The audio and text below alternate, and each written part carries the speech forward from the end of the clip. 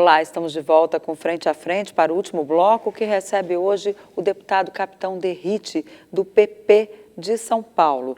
E essa semana a gente já teve aí várias notícias de que o governo vai mesmo cortar os orçamentos da educação e da saúde para o ano que vem. Parece até um crime falar em cortes na saúde nesse período de pandemia. Mas o orçamento está muito apertado, o governo gasta 50 bilhões por mês para pagar o auxílio emergencial e a conta não fecha.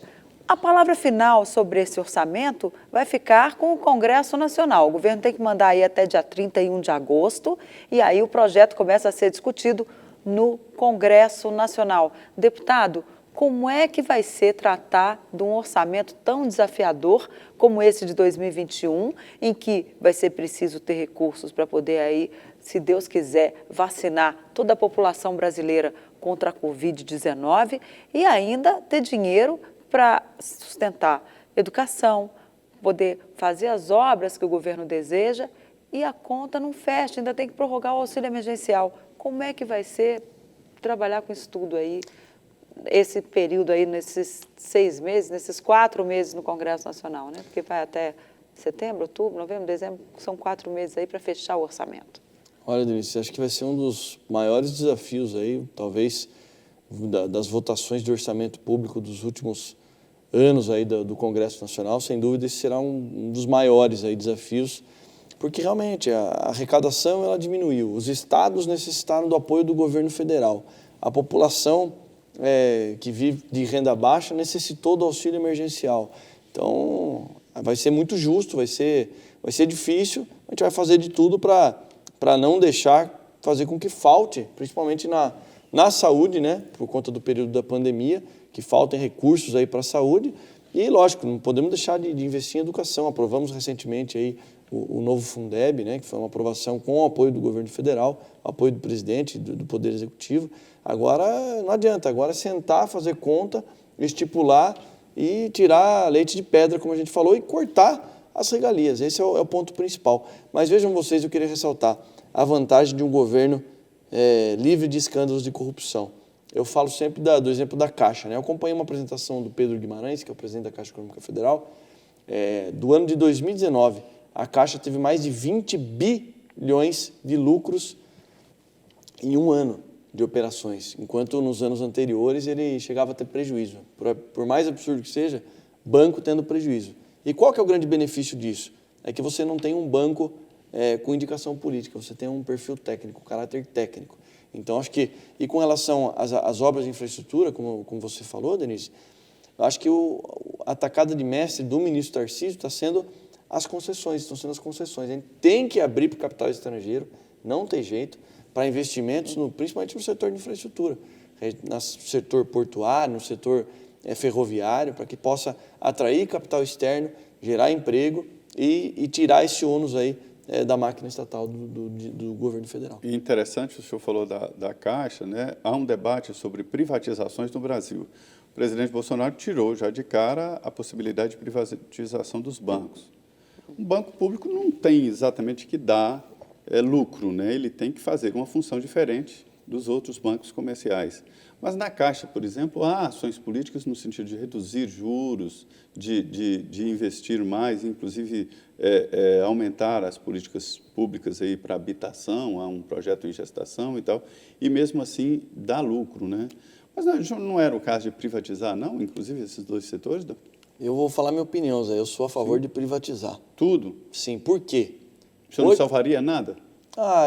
É muito difícil, talvez um setor ou outro estratégico, muito estratégico para o governo, mas é difícil.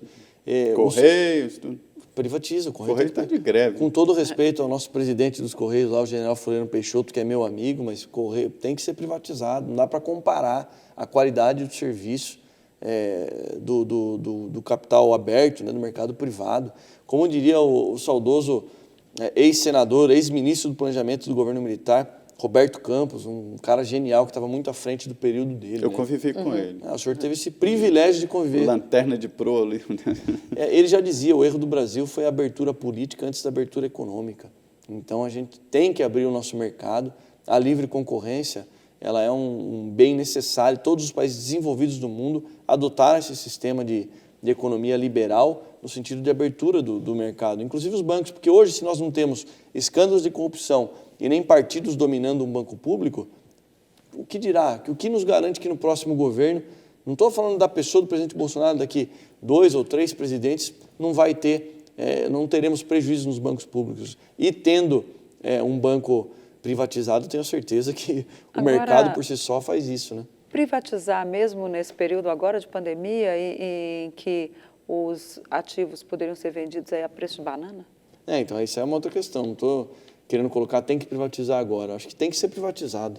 Acho que o momento agora da pandemia, Denise, é concentrar nas ações de combate à Covid-19, como você mesma disse, vacinar quando a vacina se mostrar eficaz aí, todos os nossos brasileiros e num momento posterior a essa crise, né, sair da crise o mais rápido possível, fazer com que o Brasil volte a crescer e aí sim pensar nas privatizações. Antes de sair do governo, o secretário Salim Matar teve uma conversa comigo e ele me mostrou dados assim alarmantes.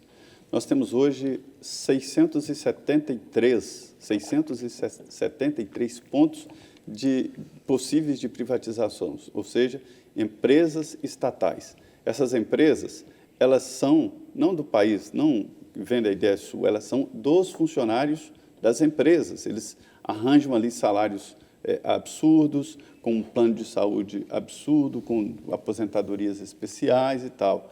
Hoje, ser presidente da Petrobras, por exemplo, é melhor do que ser presidente do Brasil. Salário de 200 mil, 240 mil reais.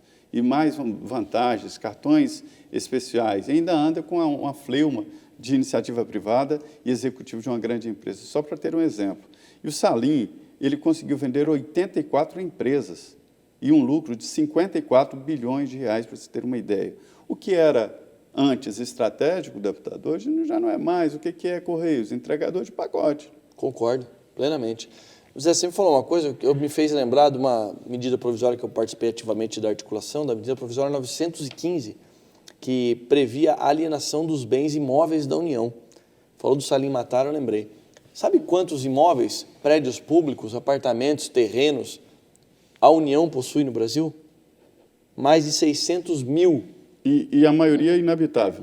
E a maioria inabitável e que geram um prejuízo... Manutenção. Milionário, quiçá dizer... 600 mil imóveis. Mais de 600 mil, quiçá bilionário. Ou seja, por que esses... E aí a medida provisória 915 permitiu o quê? A alienação, a venda desses bens.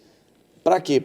Atrair o capital para o governo, para infinitas ações que o governo tem que fazer, mas para gerar lucro e para tirar esse peso, porque é um peso.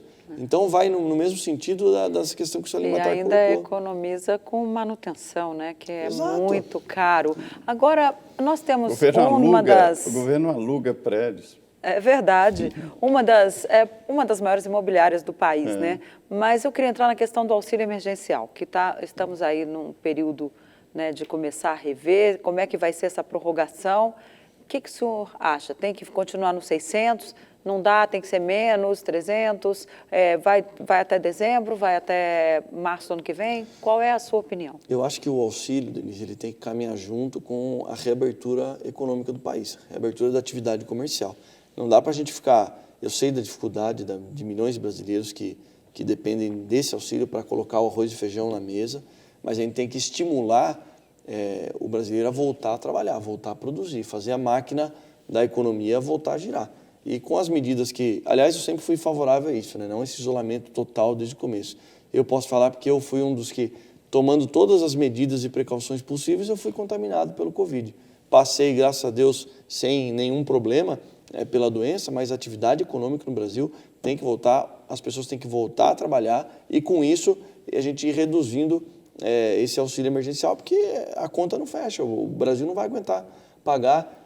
50 bilhões por mês. Exatamente. Assim, deputado, houve uma mudança ali no início da pandemia, houve uma interferência no debate político, né? Principalmente no debate político liberal, porque se chegou à conclusão de que a iniciativa privada ou o empresário não faz tudo, né? O velho SUS demonstrou aí a sua força no Brasil e a necessidade do SUS. E agora também o governo mudou um pouco porque adota políticas sociais. o Renda Brasil, que será um Bolsa Família turbinado, maior, talvez até 3 vezes maior do que o Bolsa Família, né, está na ponta da agulha para ser lançado. Então, o Renda Brasil pode ser uma continuidade, né, do salário emergencial.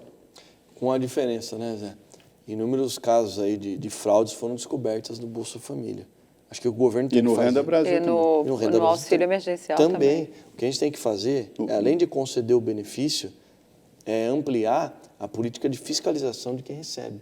Porque se a gente coibir as fraudes, eu tenho certeza absoluta, a gente vai evitar um prejuízo bilionário de fraudes, porque o brasileiro, infelizmente, não sei, é uma questão histórica até, quer levar vantagem em tudo, mas a gente precisa ajudar quem precisa, fiscalizar aqueles que estão, infelizmente, à margem da lei e fazer com que o governo federal, voltando no que você falou, do SUS. O SUS se mostrou uma ferramenta mais do que necessária. Assim, é uma coisa criada lá atrás e que, se não fosse o SUS, realmente o número de mortes no Brasil teria sido infinitamente superior. Eu fui tratado e curado lá na UPA Júlio Tupim, em Guaianazes, São Paulo, no SUS. Poderia ter ido no Albert Einstein, mas eu procurei o SUS porque eu sabia da qualidade do trabalho dos profissionais lá. Então, eu sou suspeito de falar porque eu sou cliente do SUS. E o senhor tomou o quê?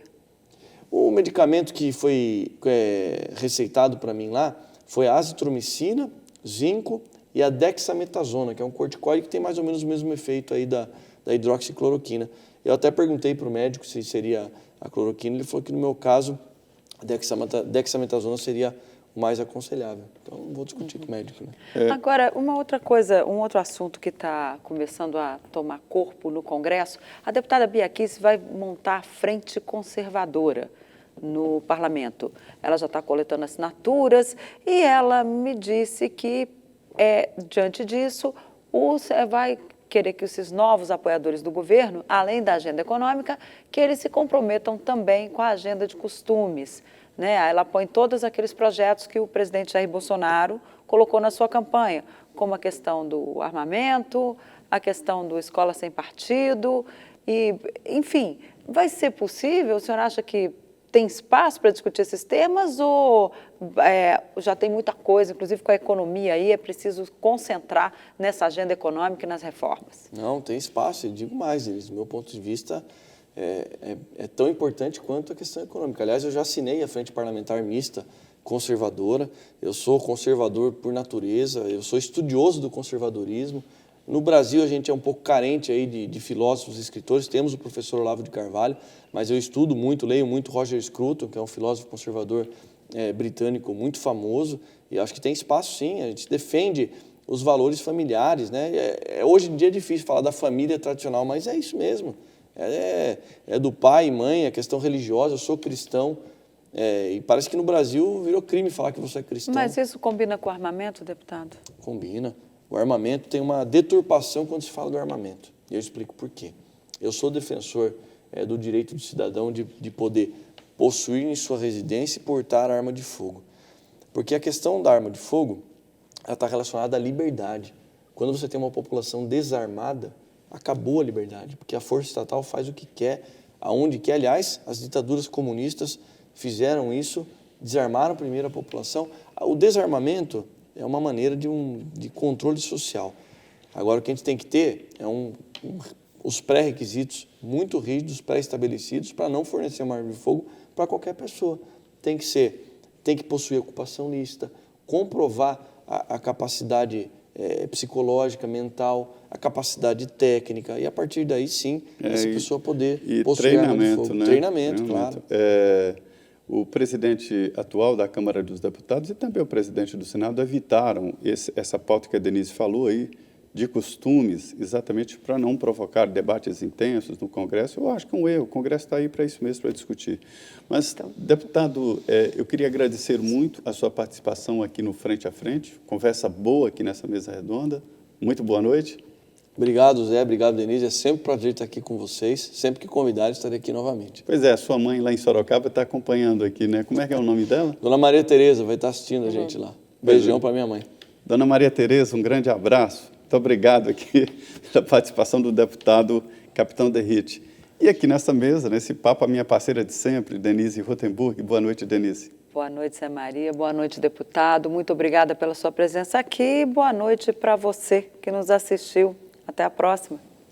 Olha, os debates políticos aqui em Brasília são muito intensos, mas nunca se esqueça de que a política faz tudo, faz a sua vida, e você é que faz os deputados e senadores. Aqui em Brasília não existe uma máquina onde se aperta um botão, sai um deputado e um senador. É o voto. É o voto. E tudo começa exatamente nas eleições municipais deste ano. Você tem cuidado aí na formação da política brasileira. Gente, eu fiquei muito feliz de participar aqui do Frente a Frente. Muito bom. Muito boa noite. Até a quarta-feira que vem. Continue aqui, porque começa agora o Jornal da Vida, com as principais notícias nacionais e internacionais e também os nossos comentários aqui. É isso. Obrigado. Muito boa noite.